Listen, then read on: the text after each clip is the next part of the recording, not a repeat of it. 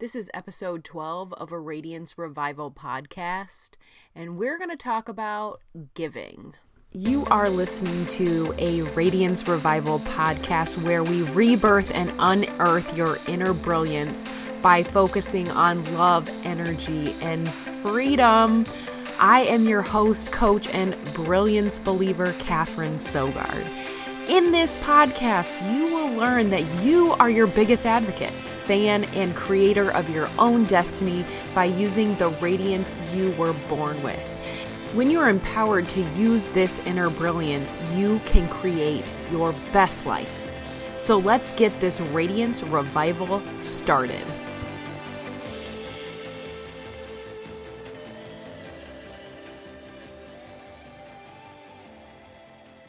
So with it being the holiday season, I really have been thinking a lot about giving.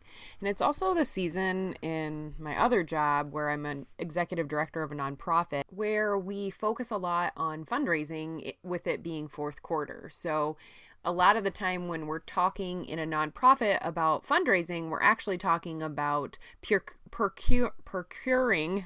Wow, that's a hard word. Procuring gifts from people, not only of their financial elements, not only of their money, but also as, trying to do board recruitment and trying to find new volunteers. And a lot of the time, nonprofits like mine do have quite a few events around this time of year. So I've been listening to a lot of podcasts that are talking about giving, and it really has gotten me thinking about giving in general. At the root of all acts in life, we're really just giving. We're giving love. We're giving hope. We're giving energy. We're giving our time. When we work at a job, we're giving our talents. When we are creating new life, we're giving and receiving love. When we are, even the act of breathing, we're exhaling carbon dioxide, or we're giving carbon dioxide to plants around us that need it to survive. That analogy might be a little bit of a jump, but it's true. All of the things that we do in life, all the actions that we take are really an act of giving. Now, I've had several conversations in the last few weeks where people feel like there is a lot of selfishness happening around the planet.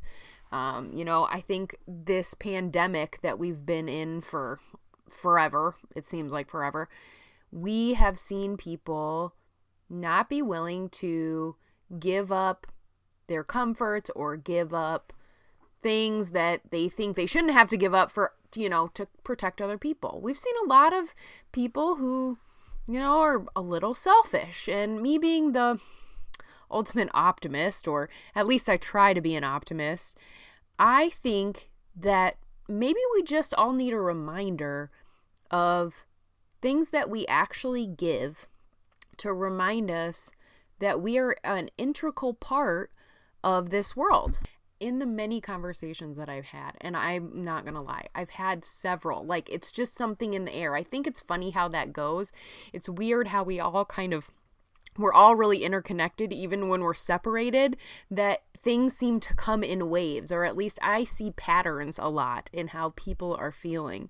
And this feeling of disappointment in other human beings because, we feel like people could do more, people could give more, people could not just look after themselves, but look after the whole, and sometimes make uncomfortable decisions for themselves to make this a better place, make this a better life. And how this all comes around to giving is I really think we need to have that reminder of all of the things we do give, even without thinking about it, and all of the things we receive because someone else has been gracious enough to give it to us, whether that be their time, their love, their hope, their energy, their passion, whatever that might be. All of us are fortunate to receive even just a little bit of that. And even if it's not even from a person, it could be from a pet. It could be from the outdoors. The sun is shining.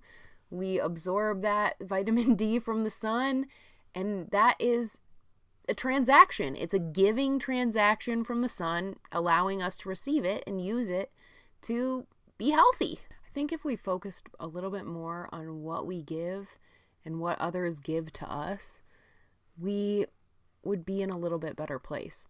And I would hypothesize that it is nearly impossible to give when you are scared.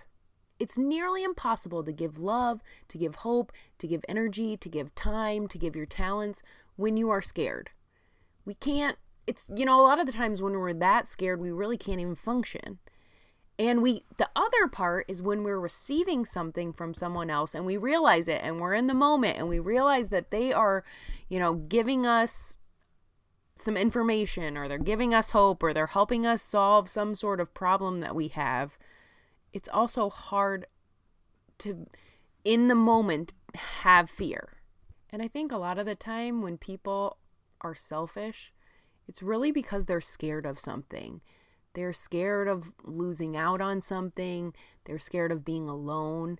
They're scared that nobody will really care. They're scared if they really try hard, they're still going to fail or fall short or, not be accepted by other people. And so I think if we took a little bit more time to focus on giving, and I'm not just saying donating to the Red Kettle or serving on some sort of nonprofit or being a volunteer, all of that would work. But focusing on the things that you give, even the small things, like I take time to walk my dog because he really loves it.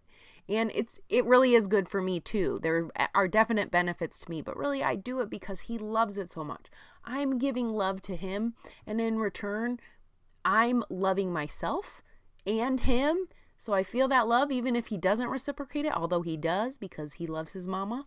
But I think if we focused a little bit more on giving, and not just the act of us giving, but what things are given to us, we wouldn't be as scared. And therefore, maybe we wouldn't be as selfish. And we wouldn't be as focused on getting mine for me and my own, I think this season, I'm going to be making a list of all the things that I've been given this year. A bunch of love from my husband and my dog. Countless hours on the phone with my dad, just chatting for enjoyment. Him also spending time when I'm frustrated, talking to me on the phone, spending one-on-one time with my mom and the rest of my family, being able to give love to my sister when she needs it, and being able to enjoy and give fun times to my nephews. And I've just started corresponding with one of my 7-year-old nephews. He just got email, and so we've been corresponding back and forth. So giving a tiny little bit of time, because he's young. I mean, you don't want to write him novels in an email, but just a few moments that I can give to him where it's just fun to write back and forth on email. And I think if you could take a little time this season to just think of a little list, you can write it down or not write it down, whatever you want to do, but take some time to just analyze everything that you're given and everything that you give to others and to the rest of the world. And maybe doing some of those harder things, or when we are challenged to look at the betterment of the whole instead of our individual wants and needs and desires, that we're a little bit more likely to think about how others are affected and think about how others are impacted, and be able to make some of those decisions a little bit less selfishly.